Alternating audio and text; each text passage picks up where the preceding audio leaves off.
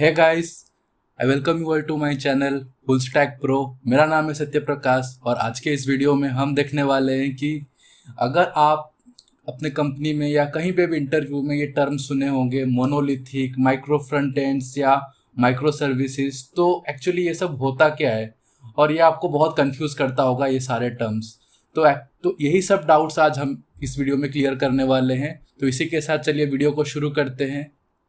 तो मैं आपको बता दूं, जो हम नॉर्मली कोई प्रोजेक्ट बनाते हैं एज अ बिगनर, आप लोग बनाते होगे क्रिएट रिएक्ट ऐप या नेक्स्ट जेएस का एप्लीकेशन, कोई भी एप्लीकेशन आप बनाते हो तो वो बेसिकली एक मोनोलिथिक एप्लीकेशन होता है।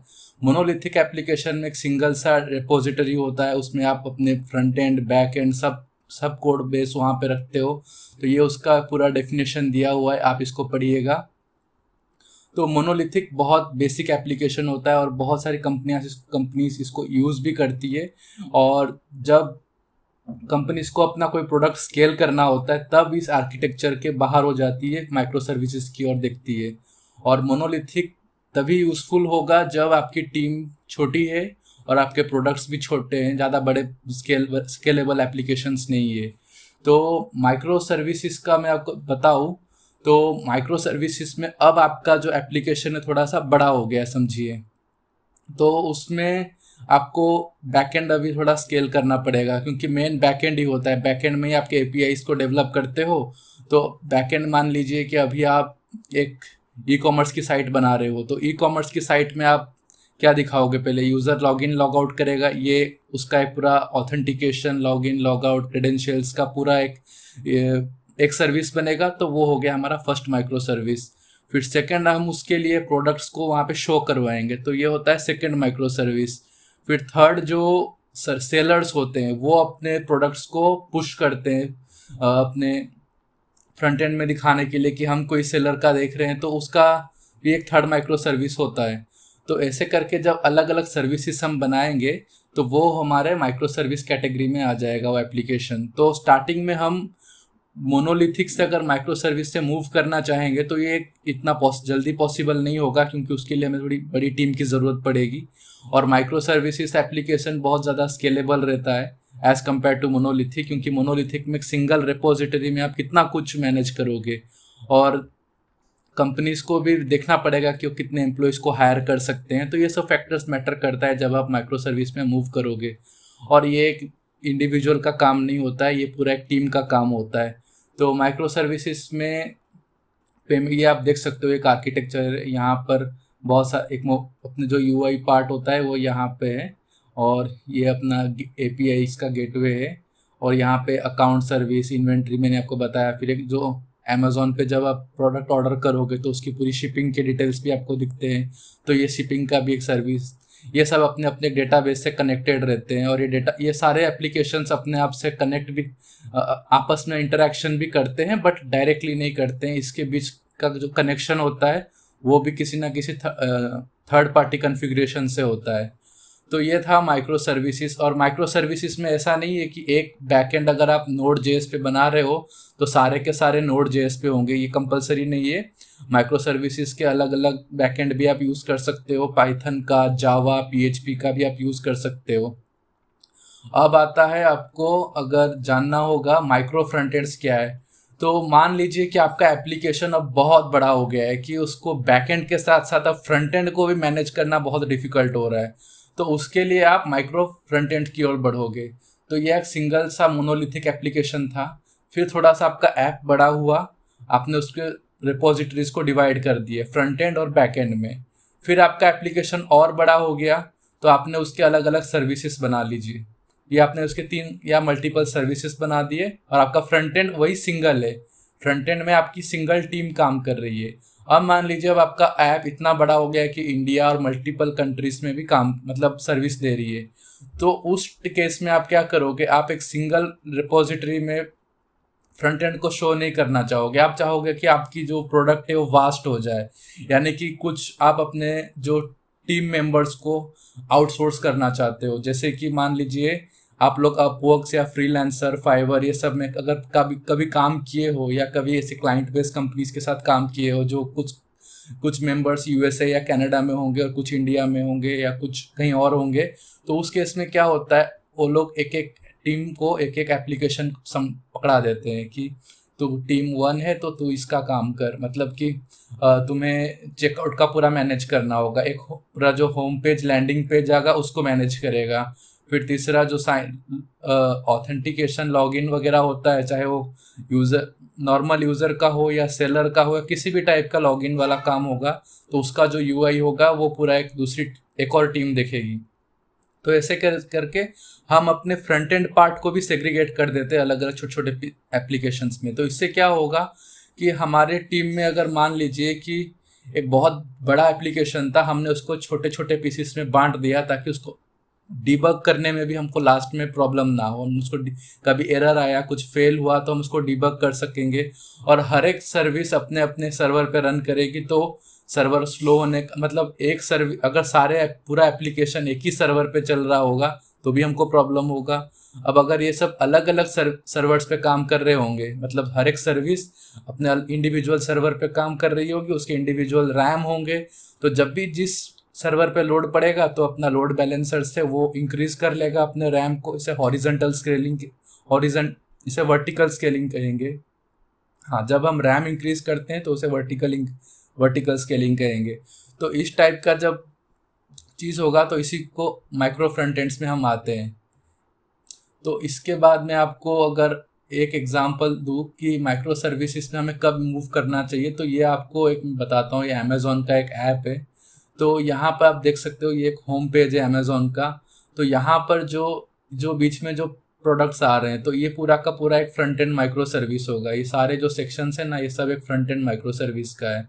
फिर जब मैं यहाँ पर ये देखो योर अकाउंट का एक अलग पेज आएगा, तो ये सब जो यहाँ पे लिस्ट किए गए इनमें से बहुत सारे अलग अलग माइक्रो सर्विसेज से आ रहे होंगे। फिर अगर मैं यहाँ पर प्राइम का एक ऑर्डर्स रिटर्न्स, इसका भी एक अलग माइक्रो सर्विस होगा।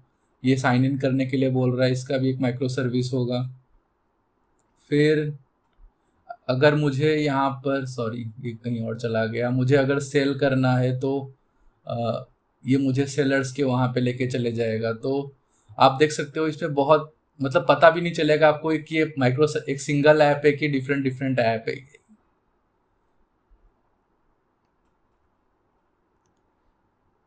ये देखो, हाँ, अमेज़ॉन पे ये पूरा का पूरा एक डिफरेंट माइक्रो सर्विस है। तो इसके खुद अमेज़ॉन एक वास्ट एप्लीकेशन है, तो इसका एग्जांपल मैंने आपको दिया है रेफर के लिए कि इसमें कितने सारे इसमें 100+ माइक्रो सर्विसेज का यूज़ किया होगा इसने, क्या और इससे भी ज़्यादा हो सकता है क्योंकि अमेज़ॉन बहुत बड़ी कंपनी है। तो सबसे पहले आप मोनोलिथिक से माइक्रो सर्विस की तरफ कब जाओगे? पहली बात मैंने आपको कहा था ये सिंगल पर्सन टास्क नहीं है, इसके लिए आपकी टीम बड़ी होनी चाहिए। फिर दूसरा, अगर आपका ऐप इतना ज़्यादा रन कर रहा है, मतलब बहुत ज़्यादा रनिंग, मतलब बहुत ज़्यादा यूज़र्स भी आ रहे हैं उसके ऊपर, आपको कंपनी को प्रॉफिट हो रहा है, तब जाके आपको माइक्रो सर्विस की तरफ स्विच करना चाहिए। उससे पहले तो आपको पहले अपना खुद का प्रॉफिट देखना पड़ेगा। किसी भी तरह का आर्किटेक्चर की तरफ जब आप स्विच करते हो, आपको अपना प्रॉफिट उससे देखना ही पड़ेगा, क्योंकि जब आप माइक्रो सर्विस की ओर जाओगे तो आपको बहुत ज़्यादा कॉस्टिंग पड़ेगा सर्वर पे मैनेज करना, फिर टीम मेंबर्स को सैलरी भी देना पड़ेगा। तो इसके बेसिस पे आपको money is must for moving to micro services. और उसके बाद अगर मैं आपको कहूँ, जब भी आप मोनोलिथिक एप्लीकेशन से माइग्रेट कर रहे हो माइक्रो सर्विस में, तो आपको पहले ये देखना चाहिए कि जब आप एक नए फीचर को लॉन्च कर रहे हो, आपके एग्जिस्टिंग ऐप पे एक नया फीचर डाल रहे हो, तो उसी से आप स्टार्ट कर दीजिएगा कि नए नए सर्विसेज को अलग अलग रिपोजिटरी से डिप्लॉय करने की कोशिश करो। तो याद रखिए, अगर आप अपने माइक्रो सर्विसेज और माइक्रो फ्रंट एंड्स को मिक्स करते हो, ये भी हो सकता है कि आपके अलग अलग माइक्रो सर्विसेज होंगे जो बैक एंड पे काम कर रहे होंगे और माइक्रो फ्रंट एंड्स आपके फ्रंट एंड एप्लीकेशंस में काम कर रहे होंगे, और उन सबके अलग अलग एपीआईज होंगे, गेटवेज होंगे। तो उससे आपको मैनेज करना आसान होगा। जैसे ये सब बड़े प्रोडक्ट्स जैसे आउटलुक हो गया, e commerce platform, social media, ये सब इस आर्किटेक्चर की तरफ जाती है।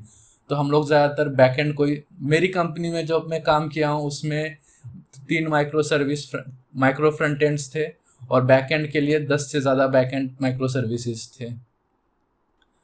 अब मैं आपको ये देखो, ये आपने ये डायग्राम देखा, अब इसको मैं थोड़ा और डिटेल में एक्सप्लेन करता हूँ ये देखो, ये अपना फ्रंट एंड बैक एंड, इस लाइन के ऊपर जितने भी है वो सब अपना फ्रंट एंड एप्लीकेशन है।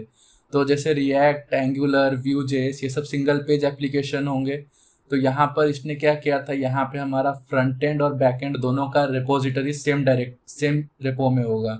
मतलब फ्रंट एंड की डायरेक्टरी और जो बैकएंड की डायरेक्टरी, यानी कि क्लाइंट और एपीआई का, क्लाइंट और सर्वर का जो पूरा डायरेक्टरी है वो आपके गिटहब के सिंगल रिपोजिटरी में होगा।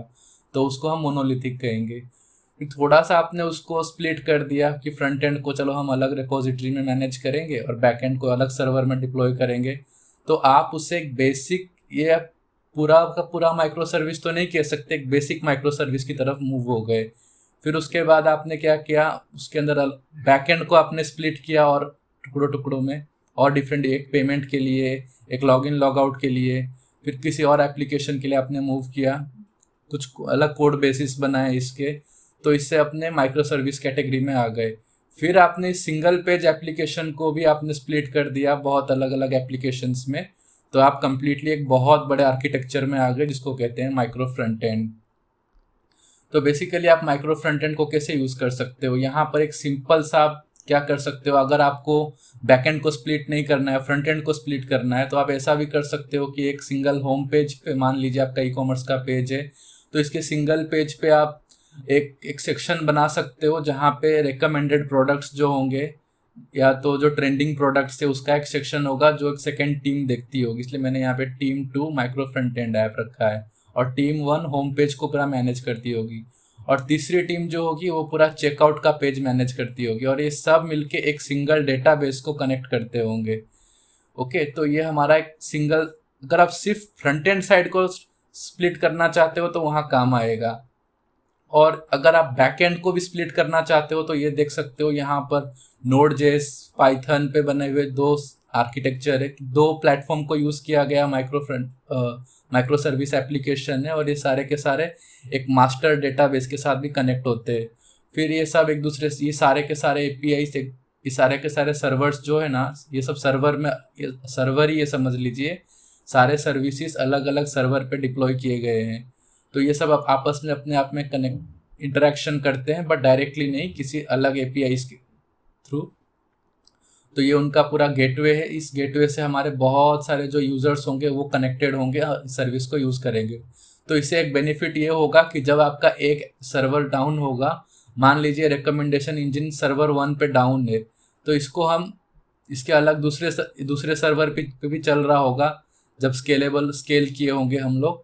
तो ये अगर एक डाउन हो गया तो दूसरा अप एंड रनिंग हो जाएगा। तो इससे यूज़र्स चाहे जितने भी आए तो किसी को दिक्कत नहीं होगी जो हमारे प्रोडक्ट को एक्सेस करने के लिए। तो आई होप आपको ये सब समझ में आ गया होगा। अब मैं आपको एक कंक्लूजन दे देता हूँ फटाफट। तो कंक्लूजन यही है कि मोनोलिथिक छोटे टीम्स के लिए है, और इसका बजट बहुत कम रहता है, और इसमें आप मल्टीपल टेक्नोलॉजीज को यूज़ नहीं कर सकते, और इसको स्केल करना भी डिफ़िकल्ट होता है।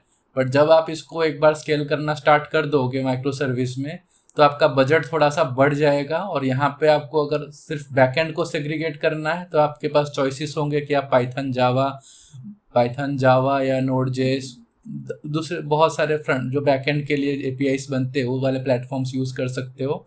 फिर स्केलेबिलिटी में थोड़ा इम्प्रूवमेंट होगा। फिर सेम आप अगर फ्रंट एंड के साथ करोगे तो आपको फ्रंट एंड के लिए जो प्लेटफॉर्म्स है जैसे react JS, next JS, angular, view, तो आप फ्रंट एंड की चॉइसेस रहेगी आपके पास, लेकिन बैक एंड की नहीं रहेगी अगर आप सिर्फ फ्रंट एंड को स्प्लिट कर रहे हो तो। और जब आप माइक्रो फ्रंट एंड्स में दोनों को स्प्लिट करोगे, बैक एंड और फ्रंट एंड, तो इसका कॉस्ट बहुत ज़्यादा होने वाला है, और आपको चॉइसेस रहेगा कि आप बहुत अलग अलग टेक्नोलॉजीज को सिलेक्ट कर सकते हो। लेकिन जब आप इसको मेंटेन करने को जाओगे तब आपको ये बहुत खर्चा देने वाला है।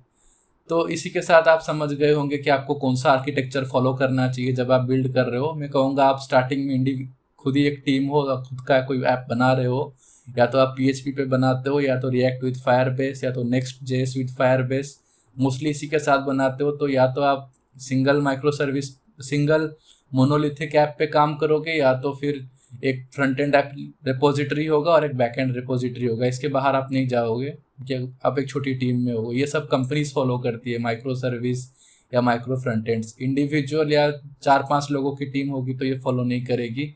तो मैं आपको बता दूं, अगर आपको और डिटेल्स में जानना है इसके लिए तो ये microfrontends.org करके एक वेबसाइट है, आप यहाँ से पढ़ सकते हो।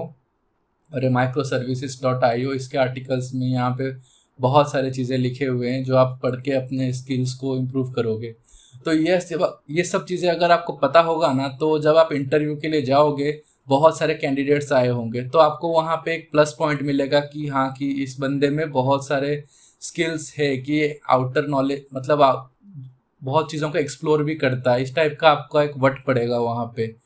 तो आई होप आपको ये चैनल पसंद आया होगा, ये वीडियो पसंद आया होगा। और वीडियो पसंद आया हो तो प्लीज़ लाइक कीजिए, इसको अपने दोस्तों के साथ शेयर कीजिए। तो इसी के साथ बाय बाय।